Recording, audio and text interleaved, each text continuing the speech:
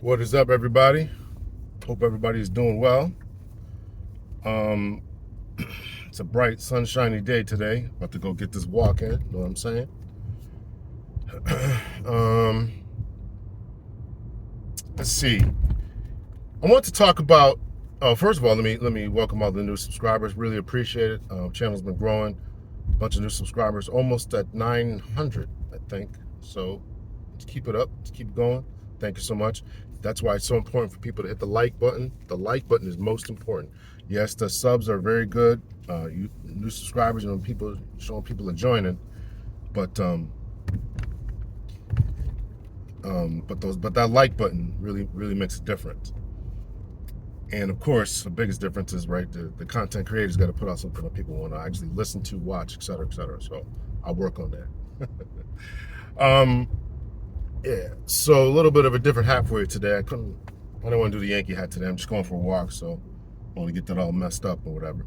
So anyway, so let's talk about something this whole gender war thing.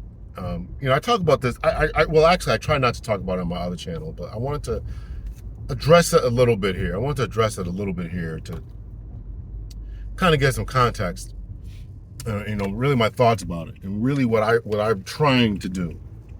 And what I think that the gender war. Let me just start off with just some basic definitions. The gender war being this whole idea of misogyny, misandry, feminism, masculinism, masculinist, all these different types of words, right? All these different types of thoughts, and there seems to be this anger, one side and another, for their perception about how human beings should interact, in particular in the modern era post the Industrial Revolution, and what that really means. And I would say, even me, I'm not exactly sure the exact terminology, but it'd be the technical age, right? The age of the microchip, right? The age where we can work from home, right? That is really, or these different types of corporate, softer type jobs, DEI jobs, etc., that have allowed ladies to enter the workforce even more. And with this newfound financial freedom comes a newfound sense of authority. Family dynamics have changed. Family gender roles have changed, and blending and all this type of stuff. Now, I have my own thoughts about it, how I would live my own particular life. How I would live my own life. But, what does that mean for you? The way that I grew up, the way that what I saw growing up may not be the way that you saw things growing up, right? And then, of course, there's a religious influence. So a lot of times I see these different channels, right? They have a religious influence to it, right? God said this, God said that, the Bible, the Quran, the Abrahamic religions say this about masculinity, patriarchy, et cetera, et cetera. All these different terms get thrown out there, and people think they have a service idea of what they mean and all that, but then you'd be hard pressed to really kind of define what they mean and all that, right? So my biggest issue is, and really what I want people to really focus on, is themselves. Focus on yourself. Fix yourself. That is the most important thing. Trying to fix from a male perspective. Because I am a man. Is you have to fix yourself. You have to develop yourself. Men have to be made. You have to work on yourself every single day. You have to work on yourself every single day. You have to, when you hit the bed and you hit the pillow at night, the bed at night, you have to be able to ask yourself, what did I accomplish today? Did I accomplish any of the goals that I had set out for myself? Do I have goals, or is it just to kind of go by and get by? And that is becoming a difficult problem as you talk about this gender war, because a lot of boys and men are lost in these days now, right? Because the things that they used to do and what they used to bring to the table is no longer needed and no longer required. So a lot of them don't know what they need to be doing. It's just easier just to sit in the house and play video games, because they don't feel as if they can bring anything to a young lady, and that may seem silly.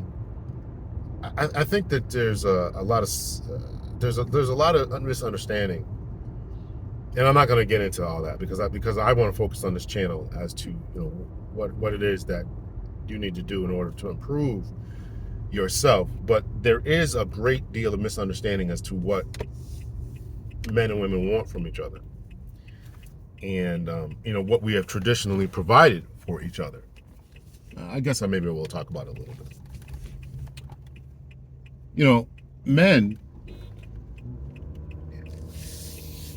Men were always responsible for bringing home the bacon.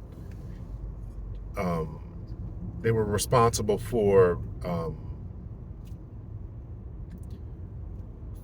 the finances. They were responsible for protection and provision. That's what their role was, right? Now that role has been supplanted by the government. Protection is now the government's job, be it the military, be it the police. Ladies no longer need somebody to provide for them. And so what, if I'm not protecting and providing, what role do I have in your life? And men generally want someone to that they can teach, follow their leadership. Not everyone. I recognize that these things are changing, and I think that they're changing. I think they're changing, number one, reluctantly, and they're changing as a result of concentrated effort by the powers that be, the government, academics, political, social forces are all trying to change the way that men view the world and all that. Now, there's a lot more I could say about that, but I don't think that the ladies are actually impressed with the output that men are going through, because they're still asking where are the good men at, where are the men at, where are the strong protectors, providers, where are the men who show leadership, where are the men who have a certain amount of swag, confidence, right? And you can't, as I talked about other times, you can't get confidence into a man unless you put him through certain things in life. You just can't get that. You just can't. That man will not be confident if he hasn't been hit by other players in the football team, if he hasn't fallen down, if he hasn't been through the trials and tribulations, right? This is, again, you talk about police academies, fire academies, military academies, boot camps. This is all about confidence. It's all about confidence. If you don't put that into a man, you're not going to get that out. So the end product. So I don't think that ladies, I'm giving a very, very brief definition here and overview. I don't think the ladies are impressed with the product that's coming out, right? If you're finding men who are not confident, you're finding men who don't know how to talk to ladies, you're finding men who don't know what ladies want, who don't know how to smooth and be smooth and debonair and suave, all these different terms and all these different things that ladies want, then that is a result of taking certain roles and then blending them and saying that these things are interchangeable. I'm not going to get into the political of that, whatever I think about it. Well, I mean, I will. I think it's nonsense, but that's just me.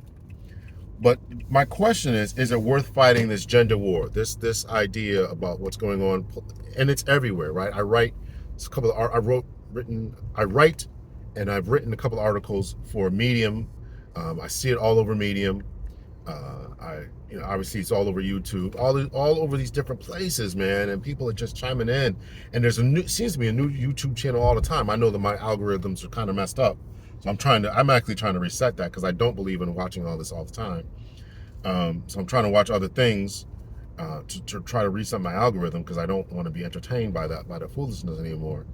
But this whole gender war of men, women, who should be doing what, and 50-50 conversations and all this, right? It all is meaningless. I think that what you got to do is you got to figure out what's best for you as a person, what you like and what you don't like. And the most important thing that I can say to all this, is you have to work on yourself. If you're a man watching this, you must work on yourself. Nobody's going to want to hire you. Nobody's going to come to you if you start your own company. If you don't have any confidence, you don't believe in yourself, you don't put out a good product. If you give a sloppy work, you're not going to retain your job. You're not going to retain any clients. You're not going to do any of those things. And then second of all, you must work on your social skills, your social acuity, your social presence, your social intelligence, in order to become the best version of yourself. So people, when they get around you, that you don't come off as socially awkward, as somebody who has the personality of wet paint, right? Because there's two things you have to have in order to be successful in any type of arena, and that number one is the intelligence to do whatever you're trying to do. And the second thing is you have to have the social presence. You have to have that social ability to talk to people, to interact, and all that. I teach a bunch of classes, and I teach some classes at universities. And when I was going through my programs, I went online because I was a full time. I worked full time, um, and I had kids and all that kind of stuff. So I didn't want to be traveling to a school. I just didn't want to do it, right? So if I can get the same quality education, if I can get a degree, plus my life experience, I think I'm good. I'm golden. So I went to school online, and they never ever. There was very, very rarely that we have presentations to do, uh, and I thought that was a disservice, because at the end of and I'm talking about from my master's degree,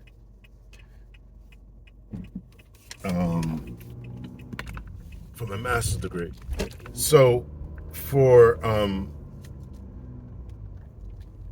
what happened was, when you don't get that practice, then you don't become perfect, right? And so you don't get any practice. So if you're trying to get these degrees and you're trying to do anything and you're not practicing, you're messing up. And so what happened was, I noticed that, man, we ought to be doing some more public speaking, all this kind of stuff. So I incorporated those types of things into my class because I wanted my students to become better. I wanted my students to get better, to become better, and all that. And so whenever I got the chance to design a class, to rework a class, I made sure that I incorporated, even today, right? If anybody takes one of my classes, they're doing public speaking. 3, 4, 5 assignments. They're doing public speaking because that's important. It's important to be able to do it. Now I got a lot because I had to do a lot for the police department. I had to give roll call speeches and things like that. And I always had a lot of public speaking kind of stuff, right? I spoke a lot for my church and all that kind of stuff. So, but the point is that men have to be made. The point is that men have to be made. The point is that men have to be made, and you have to develop this level of confidence in order to be able to articulate yourself, in order to move in this world. And if you don't develop those types of things, then you're going to be falling behind, and other people are going to be able to excel and exceed, and you're going to get passed over for jobs, for promotions, for clients, and eventually you get passed over for the ladies. And of course, if you're a man, if you're a woman watching, the same thing would have to apply.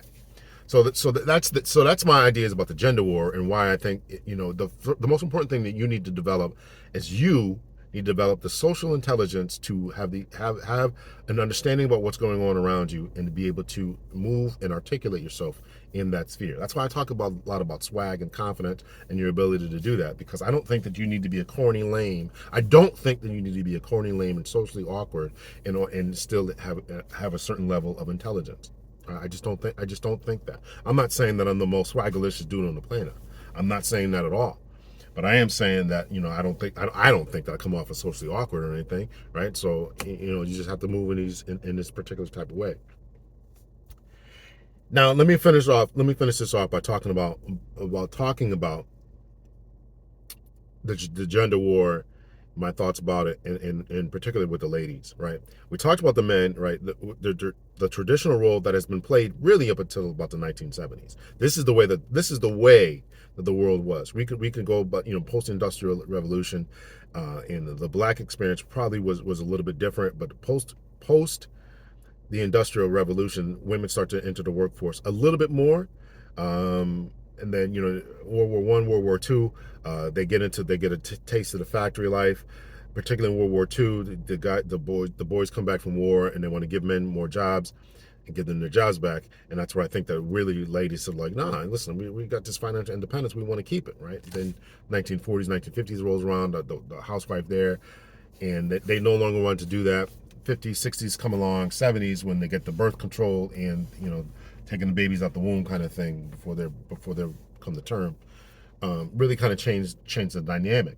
So so technology changed and ladies changed, but men haven't changed. Men still want to be protectors and providers and all that kind of thing. And there was an article that I read on Medium. I think it was on Medium. We're talked about, and this is a hardcore feminist that I actually responded to. She talked about we still want men to do these things: protect, provide, pay for dates, all this different type of stuff. She was admitting that we want men to do that. Plus, we want this emotional intelligence. Plus, we want you to be able to cry. Plus, we want you to do this. Plus, we want you to do that. Plus, we want you to help out around the house. Okay, listen. So in this war that has been waged over this type of who's going to do what around the house and who's better and who's the prize and who's the table, all this type of talk, there has to be a recognition that only one side has changed. For thousands of years and all of human history, the bigger, stronger men went out and hunted, protected the families from other warring tribes, kept the women from being kidnapped, children from being kidnapped, all that kind of stuff, right?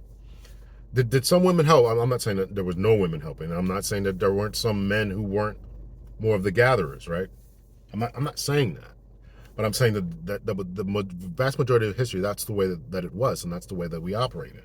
So now things have changed, things are reversed, and there's this blending of we don't need to do that anymore and all this kind of stuff. So men are lost. They don't know which way is up. They don't know how to go about this. And I don't think that women really like that either, because they still, okay, you make your money, but you don't want to spend your money. You still want a guy who's going to be traditional and open up the door and pay for your date and make you walk on the inside when you're walking down the street. And if there's a bump in the night, you want him to check it out, and you want him. Okay. And I'm not saying every single person wants that. I'm speaking definitely in generalities. But what I am saying to you specifically is that you need to figure out who and what you are and what you want to be and what type of relationship is going to work for you. Don't let anyone convince you that your relationship is wrong. Don't let anybody convince you that this type of relationship is the right way to go. You have to figure it out for yourself, and on your journey to figure that out, become the best version of yourself. You must gain the confidence, the social acuity, the intelligence, the abilities to do whatever you need to do, and you should become worthy of being followed. You should become worthy of being followed. Develop the skills, the integrity, the influence, the abilities, the mental acuity, all the other things I talked about. You have to develop that, and you have to put yourself through the crucible in order to come out on the other side as pure gold, whatever. Right, in the church world, we used to call it going through the press, right? Because on the other side when the olives would go through the press, on the other side of that was the olive oil, right? Going through the press. All of it is talking about going through some trials, some tribulations, some circumstances, some crucibles, some things that are going to make you a better person. All of it, no matter how they phrase it, no matter what vernacular they use, it's all about going through some circumstances and coming out on the other side. Even with this gender war thing, right? You have to figure all that out. And I want to end off with this.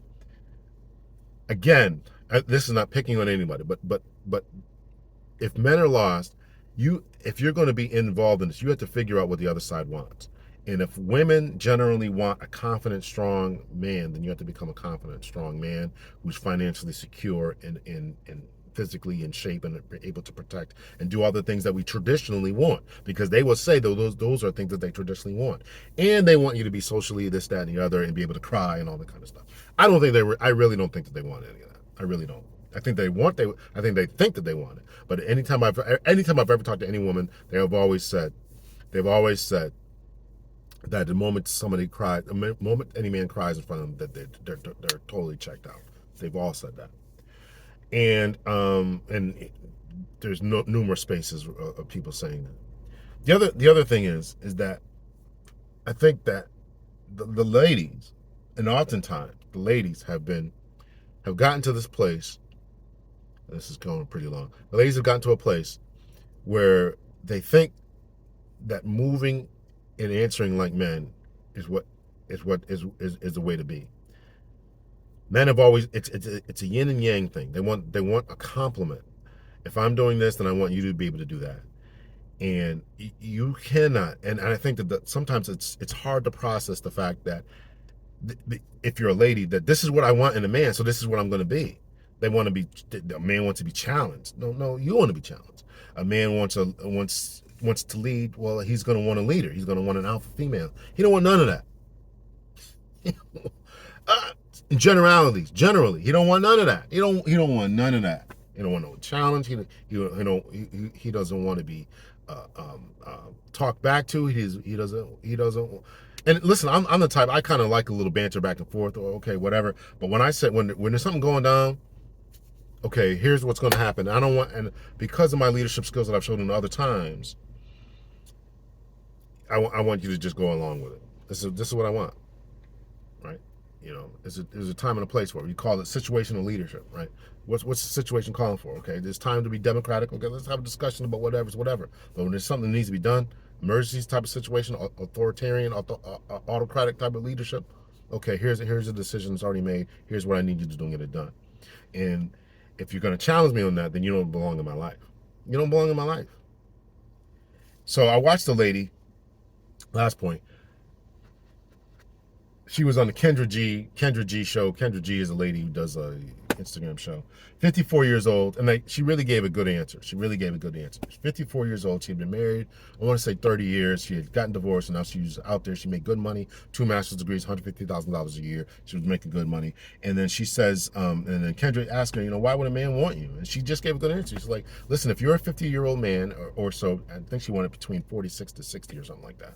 And whatever, if you're in the age range that I want, and you don't want me because you think I'm too old or because you think I'm too whatever, then I'm not for you. I think that's the greatest answer that anybody could give. You're just not for me.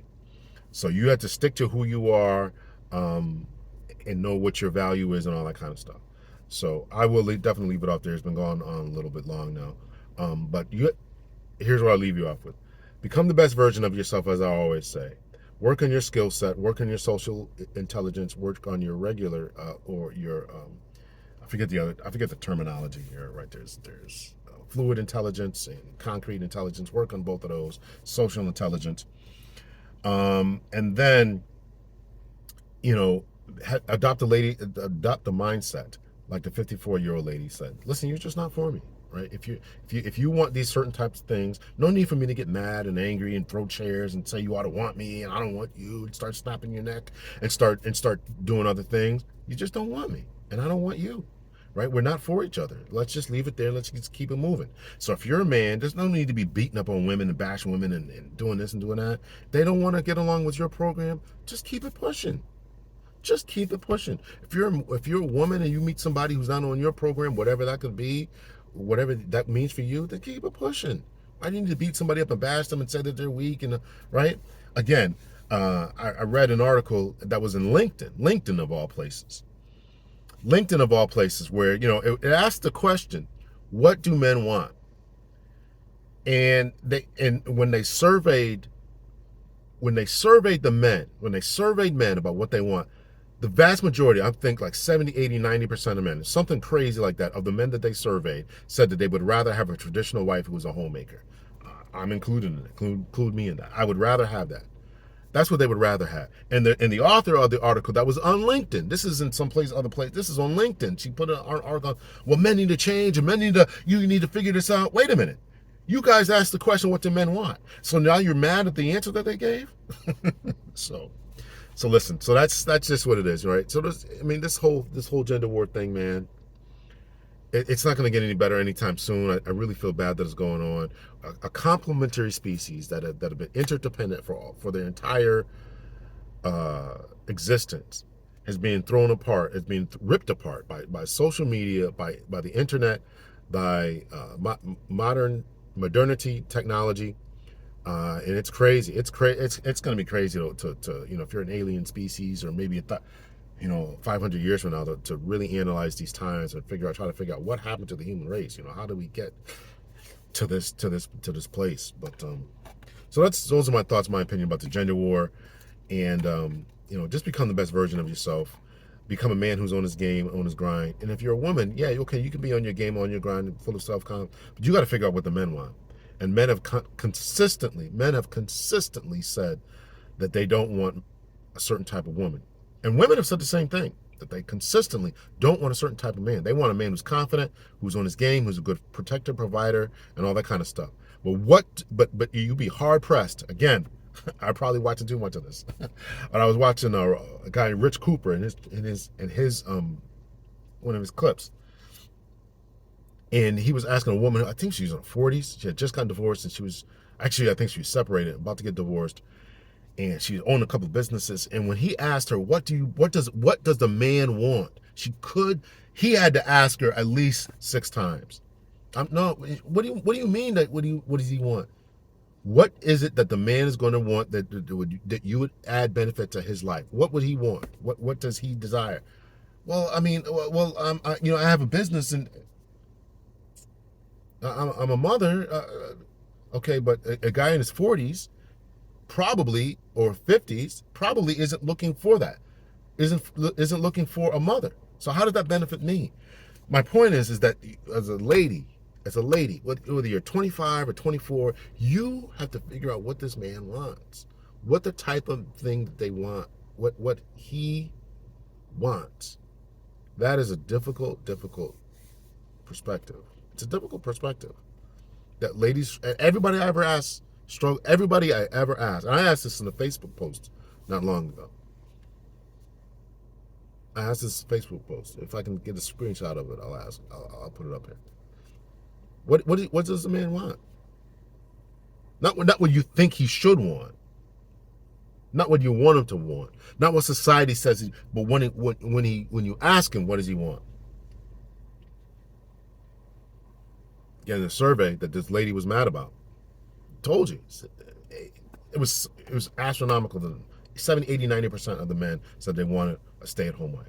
If given a choice, given the opportunity, that they would want a stay-at-home wife. All right, I made this long enough, almost 27 minutes. Hit that rate, subscribe, and share button. Hit the thumbs up, hit the like button. If you made it to this part of the video, this far into the video, or even 3/4 of the way, please make sure that you hit that subscribe button. Please make sure that you hit that like button and give me the thumbs up, or give me the thumbs down, right? Much love and peace, everyone.